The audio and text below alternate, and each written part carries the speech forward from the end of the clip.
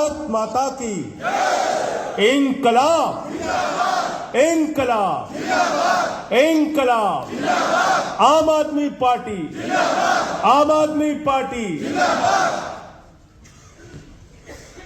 मंच पर आसीन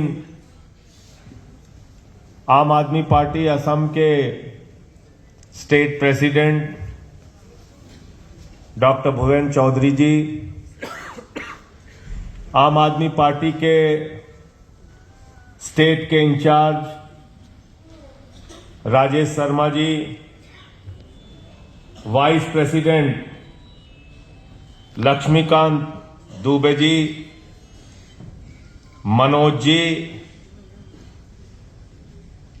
यहां पर काउंसलर मासूमा बेगम जी,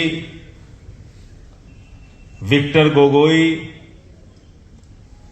राजीव साक्या, जितने हमारे फ्रंटल संगठन हैं, महिला संगठन, सीवाईएसएस, यूथ, जितनी विंग्स हैं, लीगल विंग, सबके स्टेट प्रेसिडेंट और सारे पदाधिकारियों को, सभी डिस्ट्रिक्ट प्रेसिडेंट, विधानसभाओं के प्रेसिडेंट, सभी कार्यकर्ताओं को आज की इस मीटिंग के लिए, आज के इस प्रोग्राम के लिए हृदय की गहराइयों से बहुत बहुत बधाई देना चाहता हूं, बहुत बहुत धन्यवाद देना चाहता हूं। मैंने खुद हमेशा अपने आप को एक कार्यकर्ता समझा है, इसलिए मुझे मालूम है कि जब इस प्रकार का आयोजन होता है, इस प्रकार के कार्यक्रम होते हैं, तो कितनी मेहनत कार्यकर्ताओं को करनी पड़ती है। आज आप इस कार्यकर्ता सम्मेलन में असम के अलग अलग इलाकों से आप यहां पहुंचे हैं। कोई बस से आया होगा, कोई ट्रेन से आया होगा, बड़ी तकलीफ उठा के यहां कार्यक्रम में आप पहुंचे होंगे, लेकिन मन में एक जज्बा है, एक जुनून है, एक ऐसा जुनून है जिसमें आप चाहते हैं कि इस देश की राजनीति बदले। आप चाहते हैं कि बदलाव की राजनीति असम तक भी पहुंचे। आप चाहते हैं कि शिक्षा की, स्वास्थ्य की, बिजली की, पानी की, रोजगार की जो राजनीति दिल्ली और पंजाब में चल रही है, वो राजनीति आसाम की भी धरती पर आए, ये आपकी मंशा है और इसके लिए आप यहां पर इकट्ठा हुए। साथियों और दोस्तों, जब हम लोगों ने अपने आंदोलन की शुरुआत 2011 में की थी, तो हमने नहीं सोचा था कि हम कोई राजनीतिक पार्टी बनाएंगे। हमने नहीं सोचा था कि हम विधायक बनेंगे, सांसद बनेंगे, मंत्री बनेंगे, मुख्यमंत्री बनेंगे। हम तो एक ही बात कह रहे थे कि भ्रष्टाचार के खिलाफ एक मजबूत लोकपाल का कानून बना दो। लेकिन उस समय की जो सरकार थी और जो हमारी विरोधी पार्टियां थी, उन सारी पार्टियों ने कहा कानून बनाना है तो विधानसभा में आओ, कानून बनाना है तो लोकसभा में आओ, कानून बनाना है तो विधानसभा में आओ। और अपने विरोधियों की उस चुनौती को स्वीकार करने का काम अरविंद केजरीवाल और आम आदमी पार्टी के कार्यकर्ताओं ने किया। और दिल्ली से इसकी शुरुआत हुई। 2013 का जब हम चुनाव लड़ रहे थे, लोग हमारे ऊपर हंसते थे, मजाक उड़ाते थे, अरे ये टोपी वाले, इनकी तो जमानत जब्त हो जाएगी, इनका तो पता नहीं चलेगा, और ये कैसे कैसे लोगों को इन्होंने चुनाव में उतार दिया, इनको कौन वोट देगा। लेकिन जब 2013 में दिल्ली का रिजल्ट सामने आया, तो न सिर्फ पूरा हिंदुस्तान बल्कि पूरी दुनिया हैरान थी कि परिवर्तन की राजनीति की शुरुआत आती है। राखी बिरलान चुनाव लड़ रही थी आम आदमी पार्टी से, पैसे नहीं थे उसके पास, कार्यकर्ताओं ने चंदा इकट्ठा किया, चुनाव लड़ाया और जो प्रत्याशी कांग्रेस पार्टी का उनके खिलाफ लड़ रहा था, उसकी 1000 करोड़ की संपत्ति थी। अपने इलाके में विधानसभा के चुनाव में गाना चलाता था, राजेश जी आपने तो सुना होगा, हम ही हैं यहां के राजकुमार, ये गाना चलता था, वो प्रचार ऐसे करता था। और दिल्ली की जनता ने राखी बिरला को पहला चुनाव 11,000 वोट से जिताया, दूसरा चुनाव 22,000 वोट से जिताया, तीसरा चुनाव फिर 25,000 वोटों से।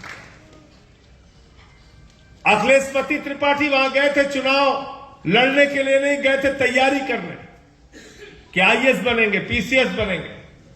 संजीव झा गए थे वहां तैयारी करने।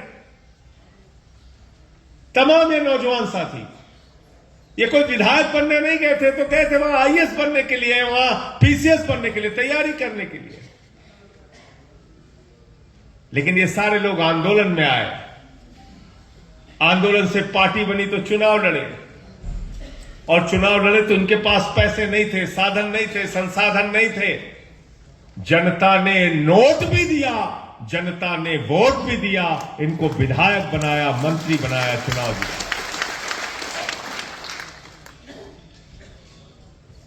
तो इसलिए मैं कहना चाहता हूं कि इसका नाम ही केजरीवाल जी ने रखा है आम आदमी पार्टी, और जिस पार्टी के साथ इस देश का आम आदमी खड़ा हो जाता है उसको फिर किसी को जरूरत नहीं है। इसलिए हम लोग नारा लगाते हैं आम आदमी जिंदाबाद, आपकी जिंदाबाद। ये पार्टी आपकी है, आपने अपनी मेहनत से बनाई है, इसको अपने खून पसीने से बनाया, बहुत संघर्ष किया है, आंदोलन के कोख से निकली है ये पार्टी। और साथियों और दोस्तों, मैं आप सबको बधाई देना चाहता हूं, शुभकामनाएं देना चाहता हूं कि अरविंद केजरीवाल जी के नेतृत्व में 10 साल के अंदर राष्ट्रीय पार्टी बनने का गौरव आम आदमी पार्टी ने हासिल किया। बहुत तेजी के साथ विस्तार हुआ हमारा। 13 में जीते, फिर 2014 के चुनाव में हम लड़े, पूरे देश के अंदर हार गए चुनाव। बीजेपी कांग्रेस के लोगों ने कहा अरे अब तो ये खत्म हो गई पार्टी, अब तो इनका कोई अस्तित्व नहीं है। 2015 का जब विधानसभा का चुनाव लड़े, हमारे कार्यकर्ता दिल्ली में प्रचार करने जाते थे, लोग दरवाजे बंद कर लेते थे, कहते थे वोट नहीं देना, एक बार जिता दिया, अब तुम लोग चले गए, अब जाओ यहां से। हमारे कार्यकर्ताओं ने जाकर बिजली की, पानी की, शिक्षा की, स्वास्थ्य की, इलाज की, अस्पताल की नीतियां समझाई लोगों को, और 2015 के अंदर 67 सीटें आम आदमी पार्टी की आई, 3 सीट बीजेपी वालों की आई, 3 सीट बीजेपी वालों की आई।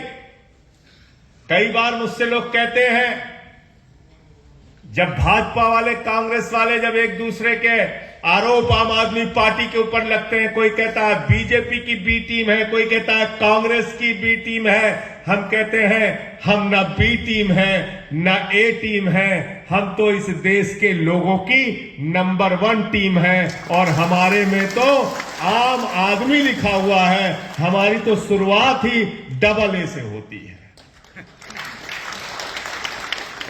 होती है कि नहीं होती है बताओ? हम तो डबल ए वाली टीम है, आम आदमी पार्टी।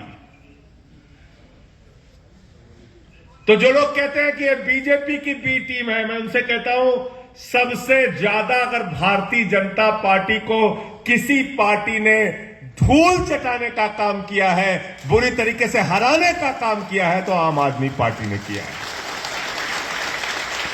गलत तो नहीं कह रहा हूं? 2014 में नरेंद्र मोदी जी देश का चुनाव जीत के आए थे, हरियाणा में चुनाव जीत गए, झारखंड में चुनाव जीत गए, महाराष्ट्र में चुनाव जीत गए, अहंकार से लबरेज थे।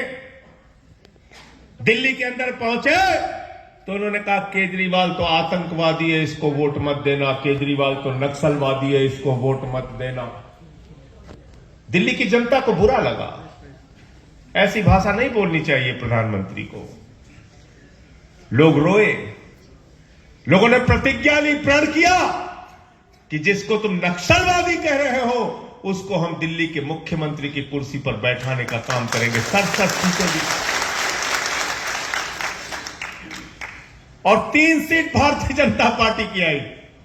उस चुनाव में लोग मजाक उड़ाते थे, कहते थे बीजेपी वालों को स्कूटर पार्टी बना दिया लोगों ने, स्कूटर पार्टी। बोले स्कूटर पार्टी क्या है? बोले तीन विधायक एक स्कूटर पे बैठ के चले जाओ, स्कूटर पार्टी बना दिया। 2020 का चुनाव हुआ। 20 के चुनाव में भारत के इतिहास में पहली बार ऐसा मौका आया होगा कि एक मुख्यमंत्री 5 साल अपने प्रदेश की जनता की सेवा करता है, शिक्षा पे, स्वास्थ्य पे, बिजली पे, पानी पे काम करता है। और 5 साल के बाद जब 2020 के चुनाव में अरविंद केजरीवाल जाते हैं तो ये नहीं कहते मुझे जाति के नाम पर वोट दे देना, ये नहीं कहते कि मुझे धर्म के नाम पर वोट दे देना, ये नहीं कहते कि मुझे नफरत के नाम पर वोट देना, ये नहीं कहते कि मुझे दंगे के नाम पर वोट दे देना, ये नहीं कहते कि मुझे फसाद के नाम पर वोट देना। अरविंद केजरीवाल कहते हैं 5 साल अगर तुम्हारे बच्चों को अच्छी शिक्षा दिया है, अच्छा इलाज दिया है, फ्री का पानी दिया है, तब वोट देना।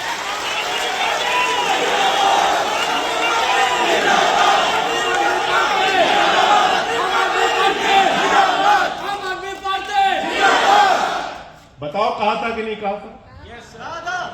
कहा था ना, काम किया है तो वोट देना, काम नहीं किया है तो वोट मत देना। आम आदमी पार्टी के कार्यकर्ताओं में भी यही साहस होना चाहिए कि जहां हम जाएं लोगों से एक ही बात कहें, भाई बताओ तुम अगर आम आदमी पार्टी को लाओगे तो तुमको दिल्ली के अंदर, पंजाब के अंदर जो सुविधाएं मिल रही हैं वही सुविधाएं आसाम के अंदर मिलेंगी। यही बातें हमें गांव-गांव तक पहुंचाएं, हमारा यही मकसद होना चाहिए। और आम आदमी पार्टी का कार्यकर्ता जब अपने सर पे टोपी पहनता है, गांव में अपना कोई पर्चा लेके जाता है, तो उसको किसी से डरने और दबने की आवश्यकता नहीं है, क्योंकि आपका तो काम ही बोलता है। और वो काम क्या है? किसी ने नहीं सोचा था आजादी के बाद कि देश में एक ऐसी सरकार बनेगी जो ये कहेगी कि गरीब के घर में बिजली तो होनी चाहिए, गरीब के घर में रोशनी तो होनी चाहिए, लेकिन उस रोशनी की कोई कीमत नहीं होनी चाहिए। 200 यूनिट तक दिल्ली में बिजली फ्री और 400 यूनिट तक बिजली आधे दाम पर बिजली मिलती है। अभी राजेश जी कह रहे थे, चौधरी साहब कह रहे थे कि यहां बहुत महंगी बिजली है, प्रीपेड बिजली कहते हैं कि नहीं, प्रीपेड। अगर पैसा भरवाया तो बिजली मिलेगी, पैसा नहीं भरवाया तो बिजली बंद हो जाएगी। अब की जब चुनाव में वोट मांगने के लिए आए तो इनसे कहना दिल्ली की तरह फ्री बिजली दोगे तो वोट देंगे, वरना तुम्हारी भी बत्ती गुल कर देंगे। कहना नहीं कहना है, बत्ती गुल कर देना है इनकी। कहना ना तुम्हारी भी लाइट हम उड़ा देंगे। गलत तो नहीं कह रहा हूं? पहले मुख्यमंत्री हुए केजरीवाल जी आजादी के बाद, जिन्होंने कहा हर घर में 700 लीटर डेली पीने का साफ पानी मिलना तो चाहिए, लेकिन उस पानी की कोई कीमत नहीं होनी चाहिए, फ्री पानी देने का ऐलान। पहले मुख्यमंत्री हुए अरविंद केजरीवाल इस देश के, जिन्होंने कहा हमारे बच्चों को सरकारी स्कूल की शिक्षा के नाम पर मजाक उड़ाया जाता है। जिसका बच्चा सरकारी स्कूल में पढ़ता है उसको हे दृष्टि से देखा जाता है, उसको नफरत की निगाह से देखा जाता है। ये कहा जाता है ये तो सरकारी स्कूल में पढ़ने वाला गरीब बच्चा है, ये क्या कंपटीशन कर पाएगा। केजरीवाल ने कहा विश्व स्तरीय बेहतरीन सरकारी स्कूल बनाऊंगा जहां पर आम आदमी का, गरीब का बच्चा भी पढ़ता है। जब केजरीवाल जी सिसोदिया जी जाते थे तो दिल्ली के सरकारी स्कूलों में मकड़ी के जाले लगे रहते थे। टाट पट्टी पर बच्चे बैठ के पढ़ते थे। बेटियों के लिए टॉयलेट का इंतजाम नहीं था सरकारी स्कूलों में। और आज उन्हीं सरकारी स्कूलों को दिल्ली के अंदर एयर कंडीशन कमरे केजरीवाल और सिसोदिया जी ने बनाया। उन्हीं सरकारी स्कूलों में एथलीट के ग्राउंड बनाए, उन्हीं सरकारी स्कूलों में हॉकी के ग्राउंड बनाए। लोग देख के हैरान हो जाते हैं। सरकारी स्कूलों में स्विमिंग पूल का निर्माण करवाया और सरकारी स्कूलों के टीचर्स को विदेशों में ट्रेनिंग के लिए भेजा। बोला हमारे बच्चों को अच्छी शिक्षा देना। और पिछले 8 साल से इंटर का रिजल्ट प्राइवेट स्कूल से बेहतर सरकारी स्कूल का आ रहा है। यह काम हमने किया दिल्ली का। और आप कल्पना कीजिए एक आम आदमी पार्टी के कार्यकर्ता के लिए कितनी खुशी की बात है, कितनी बड़ी बात है। पहले लोग कहते थे अमेरिका से सीखो, अमेरिका से सीखो, अमेरिका से सीखो। आज अमेरिका वाला कह रहा है केजरीवाल से सीखो, केजरीवाल से सीखो, केजरीवाल से सीखो। अमेरिका के राष्ट्रपति ट्रंप की पत्नी हिंदुस्तान आई। नरेंद्र मोदी जी ने कहा गुजरात में हमारा 27 साल से राज है, हमारा स्कूल देख लीजिए। ट्रंप की पत्नी ने कहा नहीं देखना। अरे बोले योगी बाबा का उत्तर प्रदेश में राज है, वहां का स्कूल देख लीजिए। ट्रंप की पत्नी ने कहा नहीं देखना। बोले मध्य प्रदेश में शिवराज का राज है, वहां देख लीजिए। बोले नहीं देखना। बोले हरियाणा में खट्टर का राज है, वहां देख लीजिए। बोले नहीं देखना। बोले आसाम में हेमंत शर्मा का राज है, वहां देख लीजिए। बोले नहीं देखना। तो बोले देखना क्या है? तो उसने कहा मैं केजरीवाल और सिसोदिया का सरकारी स्कूल देखना। अमेरिका का न्यूयॉर्क टाइम्स अखबार दिल्ली के सरकारी स्कूलों के बारे में खबरें छापता है। आज बीजेपी इसलिए आपसे परेशान है, आज बीजेपी इसलिए केजरीवाल से नफरत करती है कि उन्होंने इतना अच्छा सरकारी स्कूल कैसे बना दिया, इतने अच्छे अस्पताल कैसे बना दिए, इतने अच्छे मोहल्ला क्लिनिक कैसे बना दिए। अरे हमारा तो धंधा हिंदू मुसलमान के नाम पे चल रहा था, ये केजरीवाल ने स्कूल, अस्पताल, बिजली, पानी, ये क्या मुसीबत हमारे लिए शुरू कर दी। अब हम कैसे राजनीति करेंगे। गए केजरीवाल जी गुजरात लड़ने, राजेश भी गए थे प्रचार करने वहां, आप भी काम किए वहां। तो केजरीवाल जी ने गुजरात में भी कहना शुरू कर दिया स्कूल बनाएंगे, अस्पताल बनाएंगे, स्कूल बनाएंगे, अस्पताल बनाएंगे। तो गुजरात के अंदर प्रधानमंत्री नरेंद्र मोदी जी पहुंचे, कार्यकर्ताओं से पूछा क्या मामला है। अरे बोले साहब वो केजरीवाल जी रोज कहते हैं स्कूल बनाएंगे, अस्पताल बनाएंगे। तो मोदी जी ने कहा मेरी फोटो खिंचवाओ स्कूल में। तो बीजेपी वालों ने कहा कोई स्कूल तो है नहीं। बोले नहीं नहीं मुझे फोटो खिंचवाना है। बोले नहीं साहब कहां खिंचवाएंगे। बोले अहमदाबाद में खिंचवाएंगे। बोले एक स्कूल, चलो स्कूल दिखाओ। टीवी वाले बुलाए गए, सारे चैनल वाले, आज तक, एनडीटीवी, इंडिया टीवी, सारे चैनल, सभी चैनल पे प्रसारण शुरू हो गया। ये बढ़िया वाला स्कूल मोदी जी का देखिए, ये अच्छा वाला स्कूल मोदी जी का देखिए। केजरीवाल जी ने भी टीवी पे देखा मोदी जी का सरकारी स्कूल। अपने कार्यकर्ताओं को इकट्ठा किया, टोपी वाले आम आदमी पार्टी के कार्यकर्ताओं को कहा जाके मोदी जी का सरकारी स्कूल देख कर आओ। अगर उन्होंने इतना अच्छा स्कूल बनाया है तो उनको गुलाब का फूल दे के आना, उनकी तारीफ करके आना। आम आदमी पार्टी के कार्यकर्ता, राजेश शर्मा जी की तरह, हम लोगों की तरह कार्यकर्ता सब वहां पे पहुंचे। बोले स्कूल कहां है, स्कूल कहां है। पता चला टेंट उखाड़ के लेके चले गए, टेंट उखाड़ के लेके चले गए। जरा सोचिए आप, दिमाग लगाइए। 27 साल में देश के प्रधानमंत्री नरेंद्र मोदी गुजरात के अंदर एक स्कूल नहीं बना पाए जहां पे वो अपनी फोटो खिंचवा सके। ये बेईमान लोग कभी आपके बच्चों को अच्छी शिक्षा नहीं दे सकते, याद रखें। ये आपको लूट सकते हैं, भ्रष्टाचार कर सकते हैं, लेकिन कभी भी आपके बच्चों की पढ़ाई के लिए, शिक्षा के लिए काम नहीं कर सकते। दंगे करा सकते हैं, फसाद करा सकते हैं, झगड़े करा सकते हैं, नफरत फैला सकते हैं। दिल्ली के केजरीवाल जी ने बिजली फ्री किया, पानी फ्री किया, शिक्षा फ्री किया, मोहल्ला क्लिनिक का मॉडल बनाया, 200 तरह की जांच वहां पे फ्री होती है, अल्ट्रासाउंड फ्री होता है, दवाएं मुफ्त में मिलती है मोहल्ला क्लिनिक में। दिल्ली के बुजुर्गों के लिए तीर्थ यात्रा की योजना लागू की। दिल्ली के अंदर इस तकलीफ को आजादी के 75 साल के बाद अगर किसी ने समझा तो केजरीवाल ने समझा कि एक गरीब बाप जब अपनी बेटी को कॉलेज भेजता है और उसकी बेटी कहती है रास्ते का किराया दो, कॉलेज जाने के लिए 50 रुपए लगेंगे, अगर 3 बेटियां हैं तो 150 रुपए जब एक पिता को अपनी जेब से निकालकर दिल्ली में देना पड़ता था तो उसकी आंख से आंसू आ जाते थे।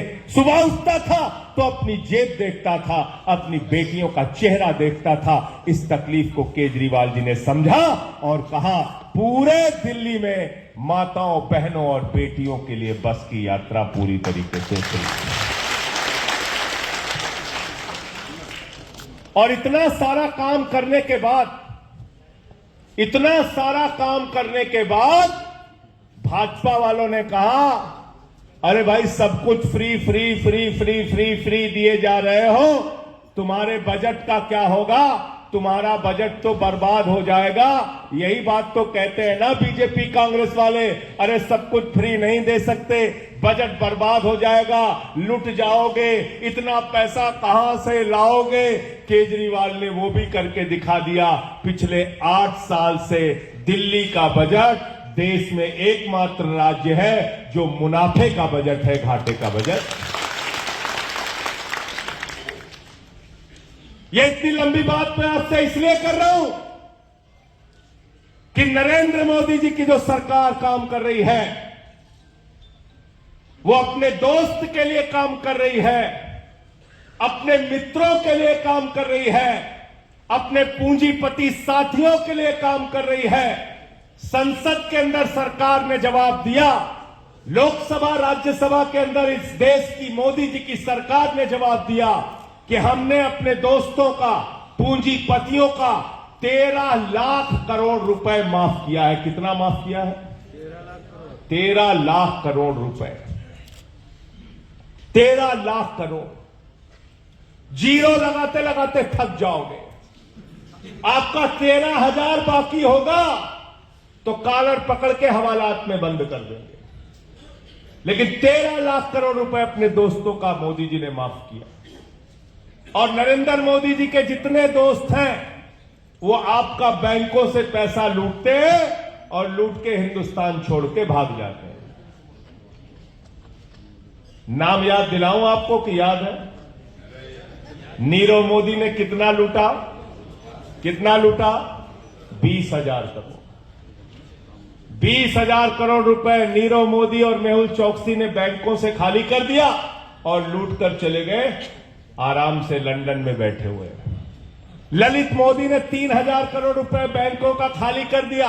विजय माल्या ने 10,000 करोड़ रुपए बैंकों का साफ कर दिया। नितिन संदेशरा ने 6,000 करोड़ रुपए बैंकों का साफ कर दिया। बैंकों में आपका पैसा जमा है, आम आदमी का पैसा जमा है। मैं कहना चाहता हूं नरेंद्र मोदी जी से, ये 13 लाख करोड़ रुपए जो तुम्हारे दोस्तों ने खाए हैं, लूटा है, वो पैसा उनसे वापस लो और हिंदुस्तान की तरक्की के लिए उस पैसे को लगाओ। अस्पताल बनाओ, उससे स्कूल बनाओ, उससे सड़कें बनाओ, उससे गांव की तरक्की करो, तब ये देश आगे जाएगा। किसके लिए काम कर रहे हैं नरेंद्र मोदी जी? कौन है उनका सबसे प्रिय दोस्त? बताओ जरा। सबको नाम मालूम है। जोर से जरा बोलो, कौन है दोस्त? सबको पता है। आकाश में चले जाओ तो हवाई जहाज किसका? जमीन पे आ जाओ तो एयरपोर्ट किसका? समुद्र में चले जाओ तो सीपोर्ट किसका? पाताल में चले जाओ तो कोयला किसका? गैस किसका? सड़क किसकी? रेल किसका? तेल किसका?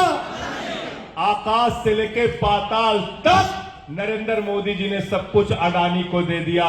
मोदी जी इंडिया के प्रधानमंत्री नहीं है, अडानी के प्रधानमंत्री है। अडानी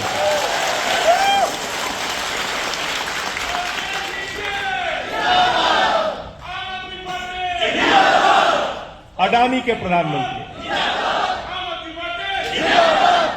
अडानी के लिए काम कर रहे हैं, अडानी के लिए काम कर रहे हैं। आपका पैसा बैंक से भी लूट रहे हैं, आपके साथ भ्रष्टाचार भी कर रहे हैं। अभी बताया हमारे चौधरी साहब ने, बालू में घोटाला, हर एक चीज में सिंडिकेट चल रहा है, हर चीज में भ्रष्टाचार हो रहा है। आसाम के अंदर आपके साथ भ्रष्टाचार भी कर रहे हैं, बैंकों का भी पैसा लूट रहे हैं। और आपको जब चुनाव आता है तो कोई काम की बात नहीं करते। आम आदमी पार्टी वाले आप लोग तो जाते हो, आप कहते हो हम स्कूल बनाएंगे, अस्पताल बनाएंगे, आप कहते हो हम आपकी सड़कें बनाएंगे, आप कहते हो हम आपके लिए मोहल्ला क्लिनिक बनाएंगे, आप कहते हो हम आपको फ्री इलाज कराएंगे, आप कहते हो हम आसाम को आगे लेकर जाएंगे, आप कहते हो हम इस देश की तरक्की करेंगे। और भाजपा वाले आते हैं, वो कहते हैं हम नफरत फैलाएंगे, दंगा कराएंगे। गलत तो नहीं कह रहा हूं? गलत तो नहीं कह रहा हूं? आप काम की बात करते हो और वो झगड़े की बात करते हैं। तो बताइए, आपके काम की राजनीति होनी चाहिए या झगड़ा फसाद की राजनीति होनी चाहिए? काम की राजनीति, तभी तो आसाम आगे जाएगा, तभी तो यह देश आगे जाएगा, तभी तो भारत माता की जय होगी। नरेंद्र मोदी जी कहते हैं भारत माता की जय, हम भारत की रेलवे बेचेंगे। कहते नहीं कहते? भाजपा चिल्ला कहते हैं भारत माता की जय, हम कोल इंडिया बेचेंगे। भारत माता की जय, हम Steel Authority of India Limited SAIL बेचेंगे। भारत माता की जय, हम तेल बेचेंगे। और केजरीवाल जी कहते हैं भारत माता की जय, हम आपके बच्चों के लिए अच्छा स्कूल बनवाएंगे, अस्पताल बनवाएंगे। भारत माता की संपत्तियों को बेचकर भारत माता की जय नहीं लगाई जाती, भारत माता की संपत्तियों को बढ़ाकर भारत माता की जय लगाई जाती है। गलत तो नहीं कह रहा हूं?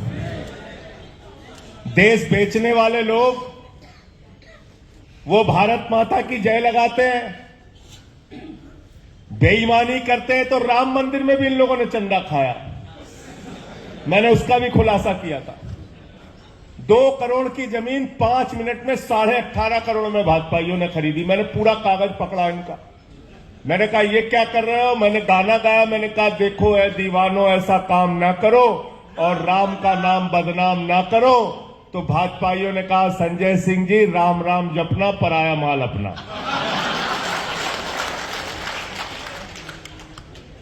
तो ये ना राम के हैं, ना आम के हैं, ना किसी काम के हैं, दुश्मन अनाज के हैं ये। तो मैं इशारा कर रहा था कि आपके साथ कितनी बड़ी लूट हो रही है। और चुनाव आता है तो आपके नकली नारों में फंसा देते हैं, कहते हैं जिस हिंदू का खून न खौला खून नहीं वो पानी है। अब की जब चुनाव में आए तो कह देना हमारा खून सब बहुत खौल रहा है, पहले अडानी जितना लूट के लिया है उसको सब वापस करो। है कह रहा हमारा खून बहुत लूट खौल रहा है, जितना भ्रष्टाचार असम के अंदर चल रहा है वो बंद करो। मुझे बता रहे थे कि मुख्यमंत्री जी के परिवार में ही प्राइवेट स्कूल चलाते हैं। चलाते नहीं चलाते? तो जो मुख्यमंत्री खुद प्राइवेट स्कूल चलाएगा वो सरकारी स्कूल कैसे खोलेगा भाई? खोलेगा क्या? उसको तो अच्छा माल उधर से मिल रहा, तो क्यों खोलेगा? तो इसलिए आम आदमी पार्टी जब आएगी तब अच्छे स्कूल बनेंगे, अच्छे अस्पताल बनेंगे, मोहल्ला क्लिनिक बनेगा, इलाज होगा, रोजगार। बाकी तो झूठ बोलने में, मैं तो मोदी जी के बारे में कहता हूं अगर कोई अंतर्राष्ट्रीय प्रतियोगिता हो तो नंबर 1 पे नरेंद्र मोदी जी आएंगे भाषण प्रतियोगिता में, झूठ बोलने में। और इतने कॉन्फिडेंस के साथ झूठ बोलते हैं, ये भी सीखना पड़ेगा उनसे। अभी बिहार के लिए बोलने लगे, राजेश जी क्या बोला? कहने लगे दरभंगा में हमने एम्स अस्पताल बनवा दिया। पूरा बिहार के लोग पहुंच गए, बोले भैया कहां है एम्स? बना ही नहीं वहां। अभी गए भोपाल में मोदी जी ने कहा रानी दुर्गावती के नाम से एक स्टेशन भोपाल में बना है। उस स्टेशन की चर्चा पूरी दुनिया में हो रही है। भोपाल वाले खोजने लगे स्टेशन बनाएंगे, स्टेशन ही नहीं बना। ऐसी ऐसी बातें हमारे प्रधानमंत्री जी करते हैं। एक चुनाव रैली में गए, कहने लगे जब सिकंदर बिहार में आया था तो बिहारियों ने मार के भगाया था। पता चला सिकंदर कभी बिहार गया ही नहीं। कभी कहते हैं नाली के गैस से चाय बना लो, कभी कहते हैं कि मैंने आर्मी वालों से कहा, मैंने वायुसेना के लोगों से कहा रडार में नहीं आएगा, मौसम खराब है। बताओ आप, ये देश के प्रधानमंत्री है, मजाक उड़ाते हैं देश का। तो प्रधानमंत्री जी इतने कॉन्फिडेंस के साथ झूठ बोलते हैं। ये बड़ी अजीब बात है कि कहते हैं आपसे 2 करोड़ नौकरी हर साल देंगे, आज तक नहीं मिली। कहते हैं काला धन लेके आएंगे, इतना काला धन लाएंगे, हवाई जहाज पे लाद के लाएंगे, बैलगाड़ी पे लाद के लाएंगे, ट्रैक्टर पे लाद के लाएंगे। कहा था नहीं कहा था? कहा था इतना काला धन लाएंगे भाइयों और बहनों कि हर खाते में कितना जमा हो जाएगा? कितना? सबको याद है, कोई भूला नहीं। लालू जी बहुत नाराज हो रहे थे। लालू जी ने कहा हमारे 7 गो बेटा बेटी, हम पति पत्नी, सबसे ज्यादा पैसा हमारा आने वाला था, एक भी पैसा नहीं आया, एक भी पैसा नहीं आया। ऐसा मूर्ख बनाया देश को, ऐसा मूर्ख। किसानों से बोले फसल का दाम 2 गुना करेंगे, फिर बोले 15 अगस्त 2022 तक सबको पक्का मकान दे देंगे। हर वादा झूठा निकला। तो नरेंद्र मोदी जी वादा करते हैं और वादा तोड़ देते हैं। वादा झूठा होता है क्योंकि वादा तो टूट जाता है, लेकिन केजरीवाल गारंटी देते हैं और गारंटी पूरी करके दिखाते हैं।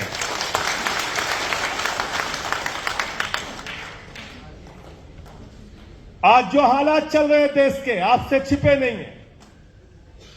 बस इस बातों को जो मैंने अभी आपके सामने बोला है, मौका लगे तो फिर से सुनिएगा इसको, और इन बातों को याद करके गांव-गांव में जाइए, पार्टी का संगठन बनाइए और लोगों को जोड़िए पार्टी के साथ और कहिए कि जिस सरकार ने हमको एक नहीं हर वादे पे धोखा दिया है, झूठ बोला है, उस पार्टी को हम लोग इस बार 2024 के अंदर हराने का काम करेंगे, इंडिया को जिताने का काम करेंगे।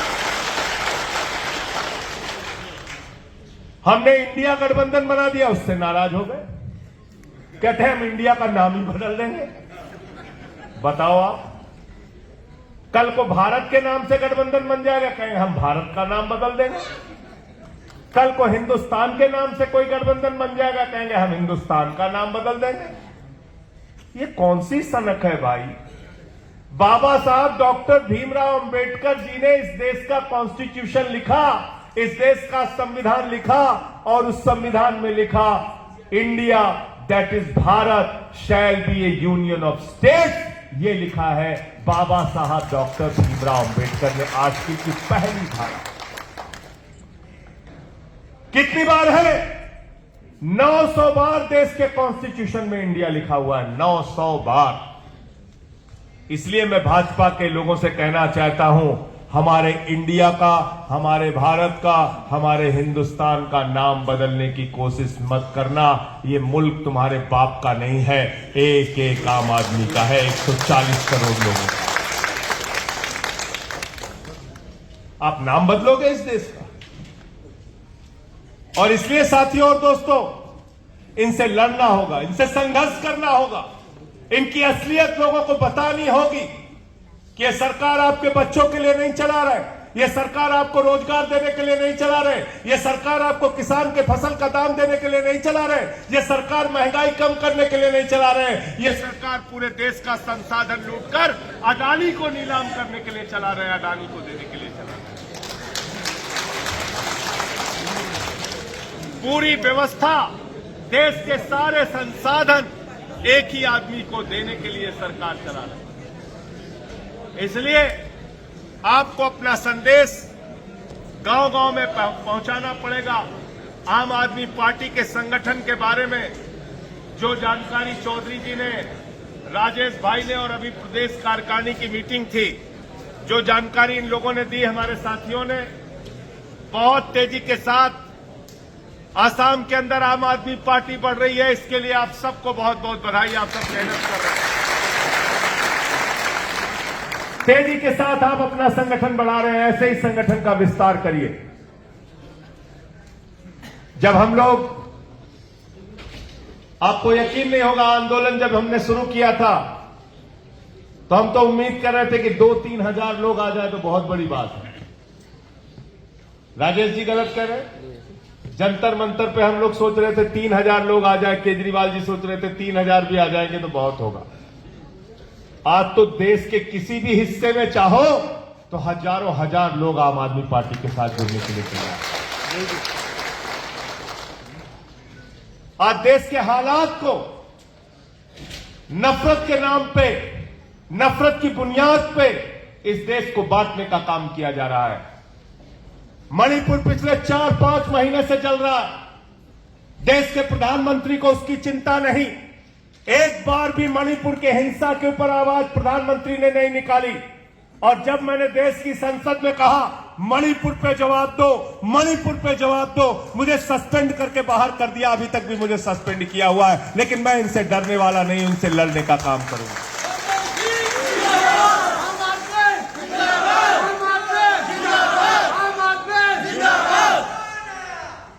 मणिपुर पे सवाल पूछूंगा तो सस्पेंड करके बाहर कर दोगे? मैंने क्या गलत पूछा? मैंने क्या गलत कहा?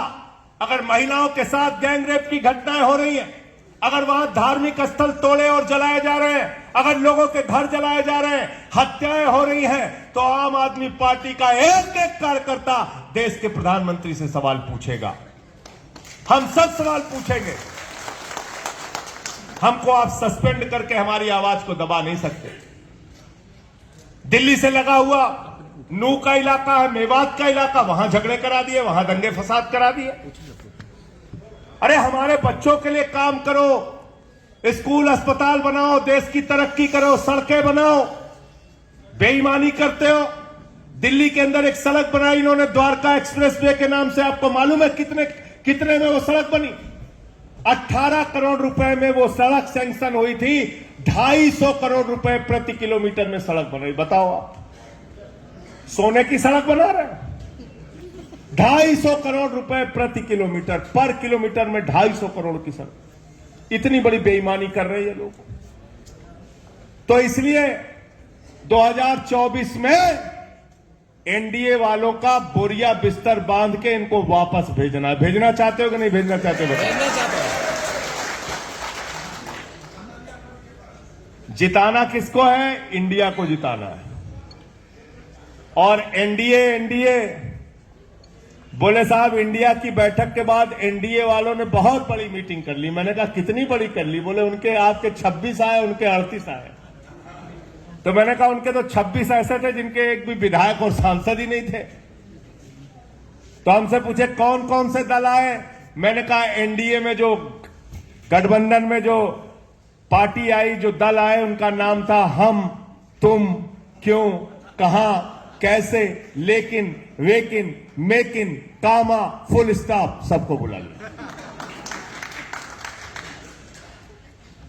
और मैंने कहा ये एनडीए नहीं है, तुम्हारी पूरी सरकार तो अडानी के लिए काम करती है, इसलिए मैंने एनडीए का नाम बदल के रख दिया न्यू डीलर ऑफ अडानी। क्या नाम है एनडीए का? जरा बोल दो। New dealer of Adani. ये अडानी के नए डीलर तैयार हुए हैं। इनसे सावधान रहना और अपना एक एक चीज का आपको हिसाब मांगना है, मेहनत करनी है। और मैं एक बात आपसे कहना चाहता हूं, मैं अपने साथियों से भी कह रहा था, जो देश में नफरत फैलाने वाले लोग हैं, उनकी संस्था 1925 में बनी थी आरएसएस। 97 साल हो गए उनको।